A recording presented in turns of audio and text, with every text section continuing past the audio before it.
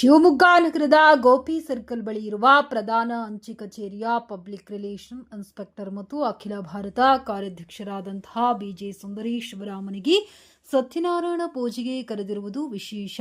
ಹಾಗೆ ಶಿವಮೊಗ್ಗ ನಗರದ ರಿತ್ವಿಕ್ ನಿಲಯದ ವಿಕಾಸ ವಿದ್ಯಾಸಮಿತಿ ಎದುರು ಬಸವಣ್ಣ ಲಿಯೋಟ ಹಾಲ್ ಕೊಳ ಬಳಿ ಇರುವ ಬಿಜೆ ಸುಂದರೇಶ್ ರವರ ಸತ್ಯನಾರಾಯಣ ಪೂಜೆಗೆ ಅಂಚೆ ಇಲಾಖೆಯ ಎಲ್ಲಾ ಸಿಬ್ಬಂದಿಗಳು ಹಾಜರಾಗಿರುವುದು ವಿಶೇಷ.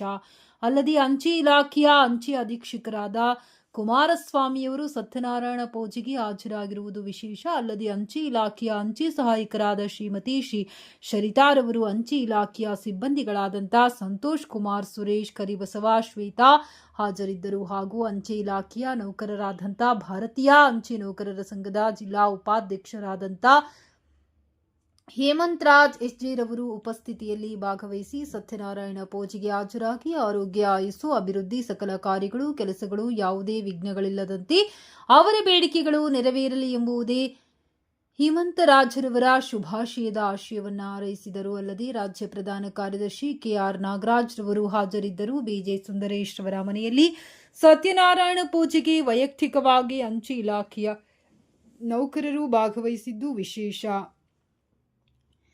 ಈ ಸತ್ಯನಾರಾಯಣ ಪೂಜೆಯ ಕಾರ್ಯಕ್ರಮವು ಯಶಸ್ವಿಯಾಗಿ ಬಿಜೆ ಸುಂದರೇಶ್ ರವರ ಮನೆಯಲ್ಲಿ ಯಶಸ್ವಿಯಾಗಿ ನೆರವೇರಿಸಲಾಯಿತು.